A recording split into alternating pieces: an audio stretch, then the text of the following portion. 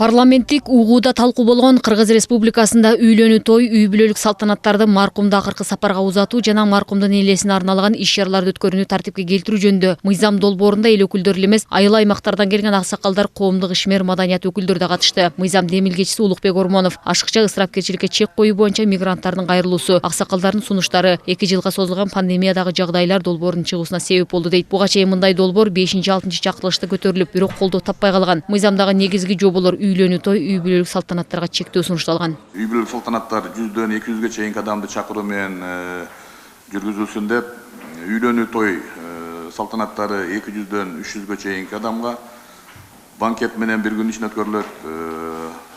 Жарандык абалдын актыларын каттоо органдарында никелешүүнү мамлекеттик каттоо салтанаты 3дөн ашык эмес, жеңил автоматчылык колдоо менен өткөрүлөт.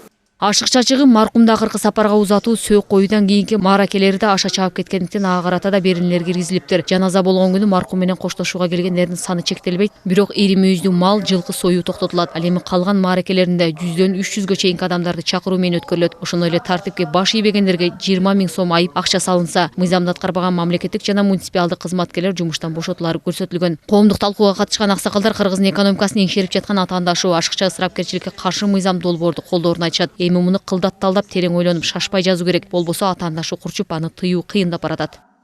Бүт бары жадаган уже. Өздөрү ушуну айласыздан элдин сөзүнө элге уят, курлай намыс деп атышып, аткарып атышат бүгүнкү күнү. Бирок бардыгы жадаган. Өзүңүздөр көрүп атасыздар да аны. Эгерде биз ушул мыйзамды, бирок бул мыйзам ушунчалык олуттуу мыйзам, баягы көп мыйзамдар бизде иштебей калып атат, чынбы?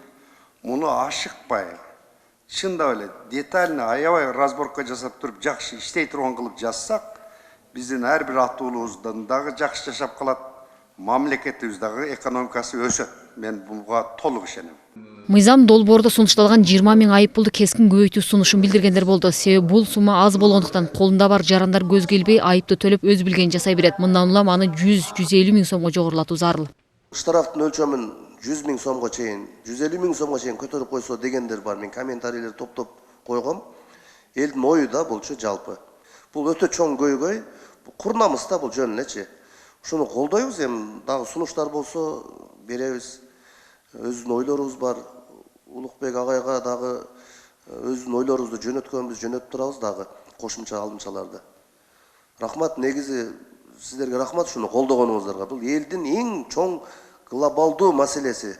Ашыкча ысырапкерчилик Кыргыздын чекесине чыккан чыйкан болду деген жыйындын дагы бир катышуучусу коомдук ишмер Эрмамат Кожокматов. Маркумду узатууда анын 3-лүк 7-лик 40 жылдык ашы эстелик тургузуу деп атып, артында калган балдар менен жакындары карызга батып бүтмөк болду. Мындан улам бири-бирине атаандашуу, сөөк коюудагы ашыкча чыгымдарды кескин тыюу, чектөө туура деп билет. Анан да мыйзам долбоорундагы айрым беренелерге өзүнүн сунушун билдирди. Ири мүйүздүү мал жана жылкы союусу союусуз өткөрүлөт деп атасыздар. Майына жандыкка уруксат берип атат да, мындайча айтканда.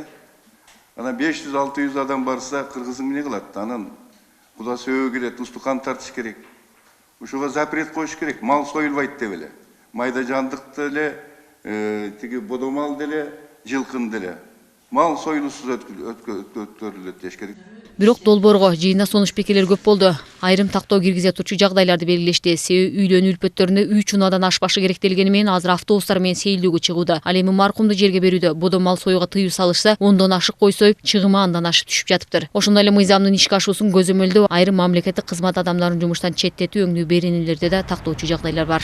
Кээ бир айылдарда мал союлбасын, жылкы союлбасын деген менен 4дөн 5ден 10го чейин койлор союлуп кетет. Эси союлбайт десек, ушул койду деле мындай сойбой тургандай кылып мыйзам жазышыбыз керек.